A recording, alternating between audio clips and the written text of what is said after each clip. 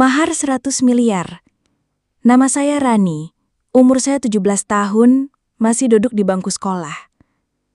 Sebuah desa di wilayah Pulau Jawa, terlahirlah Rani yang masih duduk di bangku sekolah dari dua bersaudara.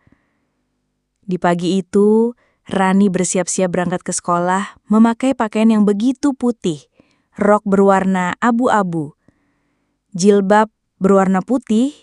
Rani berpamitan kepada kedua orang tuanya. Terucap dalam bibir Rani, "Ibu, Bapak, Rani berangkat sekolah dulu." Rani mencium balik telapak tangan kedua ibu dan bapak. Bapak mengucap, "Hati-hati Rani, semoga bisa memahami mata pelajaran. Oh iya, Bapak lupa, ini ada duit 5.000 rupiah buat beli jajan." Rani mengucap, "Terima kasih Bapak, semoga Bapak dapat rezeki yang melimpah." Bapak mengucap, "Amin, amin." Rani mengayuh sepeda jengkingnya yang berkarat, termakan usia tempat duduk yang sudah bolong hilang dari sarungnya. Sementara itu ibu dan bapaknya ngobrol di ruang tamu. "Alhamdulillah ya Bu, Rani jadi anak yang solehah." Ibu menjawab, "Iya Pak, amin, amin ya rabbal alamin." Sementara itu seorang pemuda tampan, rajin beribadah, sedang menjajakan sayuran di pinggir jalan. Menatap dengan wajah yang bahagia mengucap dalam hati, "Semoga sesosok bidadari ini jadi miliki ya Allah." Sesosok bidadari melewati dagangannya dengan mengayuh sepeda. Tiba-tiba, sang pedagang menelusuri dan mencari informasi siapakah dia. Ternyata putri Pak Sukur dan Bu Imah. Tak sengaja Ibu Imah membeli sayuran kepada pemuda tampan itu. "Mas, sayur kacang berapaan?" Sang pedagang menjawab, "Murah Bu, tapi untuk Ibu gratis setiap berbelanja ke saya, tapi jangan ada tetangga yang tahu ya Bu." Wajah Ibu Imah bengong. "Kenapa Mas?" "Sebenarnya saya mau ngomong tapi nggak enak di jalan." Ibu Imah bertanya, "Ngomong aja nggak apa-apa." Pemuda itu menjawab, "Ibu, nanti sore bisakah saya mampir ke tempat Ibu?" Ibu Imah menjawab dengan senang hati. Tiba-tiba seseorang berwajah garang, berbadan tegap menghampiri penjual sayur. Bertanya kepada tukang sayur, "Permisi Mas, mau nanya, rumah Bapak Sukur dan Ibu Imah di mana Mas? Dari informasi saya dapat di wilayah ini." Dengan tatapan tenang, sang pedagang menjawab, "Mohon maaf Bapak, saya bukan orang sini." Sambil melihat wajah Ibu Imah sedikit berkeringat dan pucat. Laki-laki itu pun meninggalkan lokasinya. Wajah Ibu Imah merasa sedih, matanya berbinar-binar meneteskan air mata. Pemuda itu pun bertanya, "Bu, kenapa Ibu?" Sambil memapah berjalan menuju teras warung yang sudah tutup. Pemuda mengucap, Ibu kenapa?" Dengan wajah sedih dan bibir susah terucap, Ibu minum air mineral yang baru dibeli tersimpan di bagasi motor. Ibu minum dulu air mineral dan dengan tenang Bu, istighfar Bu." Ibu Imah berberat hati berkata, "Mas, sebenarnya aku terlilit hutang 200 miliar. Bapak Sukur ditipu teman bisnisnya, dicari dan lapor yang berwajib tak ada hasil.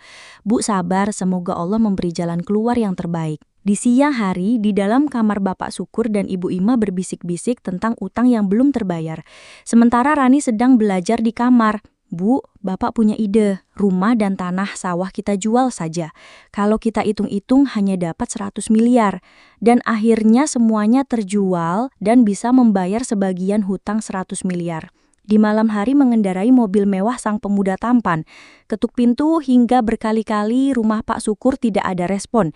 Tiba-tiba ada tetangga yang mendengar seorang pemuda mengetuk pintu, lalu ibu itu mengucap, "Mas, Pak Sukur sudah pindah dan rumahnya sudah dijual."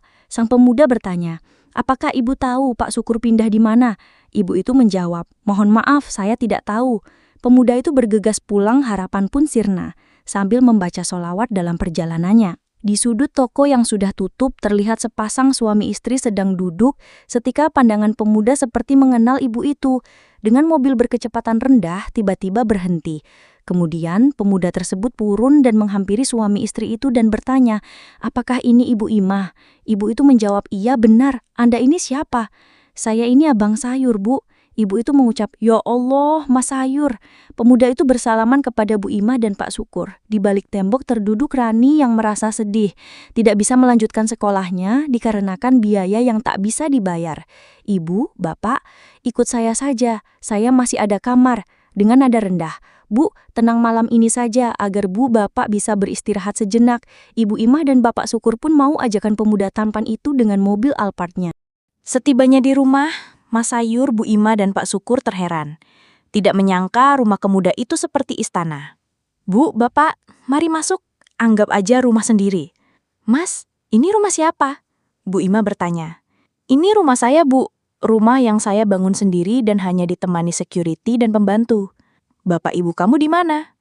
Ibu bapak saya di Australia. Bu, mari kami antar ke kamar.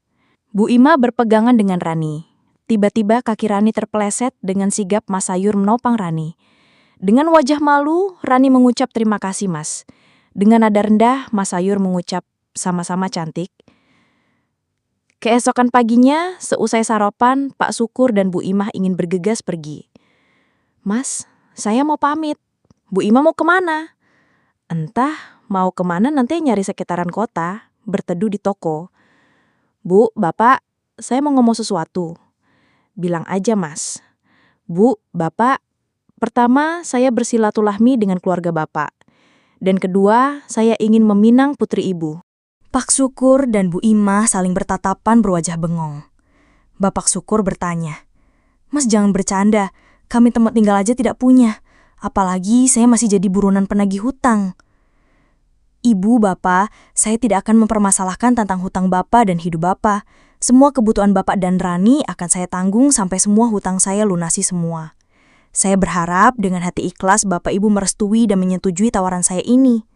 Saya ini niat beribadah, Bu, Bapak, karena Allah Ta'ala. Rani, Bapak bertanya, apakah Rani ikhlas dan siap menikah dengan Mas Sayur? Tiba-tiba Mas Sayur memotong bicara Bapak. Bapak mohon maaf ya, belum memperkenalkan diri. Perkenalkan saya Adib, umur 23 tahun. Oh iya, Mas Adib, salam kenal dari saya, Bapak Syukur, umur 45 tahun. Rani bagaimana? Ikhlas menikah dengan Mas Adib? Dengan berat hati, Rani berkata, Rani ikhlas Bapak. Rani, saya serius dengan Rani. Saya masih ada perusahaan alat pertanian, bisa kamu kelola sekitar 4 lokasi di Sumatera dan Bali. 1 bulan kemudian, Rani dan Adib menikah, dan tidak tanggung-tanggung. Mahar yang dipersembahkan buat Rani dan keluarga, emas 1000 gram. Perusahaan di Bali, Hotel Bintang 5, sudah atas nama Rani semua. Tetangga Rani yang dulu sangat terheran-heran. Kok bisa ya? Bapak ibunya memberitahu rahasia Rani bisa semula itu kepada tetangganya. Ibu, Bapak, dengarkan. Dari dulu Rani masuk sekolah dasar, Rani rajin membaca ayat suci Al-Quran. Kelas 3 SD, Rani menjadi penghafal ayat suci Al-Quran, serta suka membaca alunan sholawat. Kami menanamkan di hati Rani ingat pesan Bapak Ibu ya, Rani boleh miskin harta, tetapi jangan miskin ilmu agama. Resepsi pernikahan pun sudah terlaksana dan usai dengan hikmat. Tiba saatnya malam pertama, Rani masuk kamar dengan hiasan bunga yang indah. Baju putih sehelai demi sehelai, baju Rani terlepas. Tiba-tiba Mas Adib memeluk Rani dari belakang dan mencium kening Rani. Detak jantung Rani berdebar kencang, dengan hati antara takut sakit dan enak. Rani berkata kepada suami, Mas, berikan senjata pamungkas, jangan terburu-buru, aku takut tidak kuat dan merasa sakit. Mas Adib menjawab, iya Rani, aku memberimu secara perlahan. Tiba saatnya memberi senjata pamungkas berbentuk seperti sayur terong yang panjang. Rani menerima dengan rasa sakit dan hingga urat leher hampir putus. Jaki terasa tegang, buah yang dibawanya terasa mengeras. Mas Adib mencicipi buah yang aku bawa terasa enak dan lahap. Aku merasakan dengan nafas tak beraturan. Rani berteriak, wah, sakit, sudah Mas aku tidak kuat. Adib, sebentar masih enak. Diterima lagi senjata terong. Rani menerimanya dengan menjerit, wah, leher Rani pun ikut digigit hingga merah merona. Tiba-tiba air suci dari surgawi muncrat di dalam harta berharga yang Rani jaga selalu. Kita bisa memetik hikmah dari cerita ini. Siapapun sering membaca ayat suci Al-Quran dan tidak meninggalkan sholat, maka hidup bahagia. Menurut teman-teman, amalan apa yang mendapatkan rezeki lebih cepat? Apakah sholat? Apakah membaca ayat suci Al-Quran? Apa sholawat? Komentar ya di kolom komentar. Jangan lupa di-subscribe agar cerita ini berkembang. Semoga ibu bapak selalu dalam lindungan Allah dan dimudahkan membayar hutang. Amin, amin ya robbal alamin.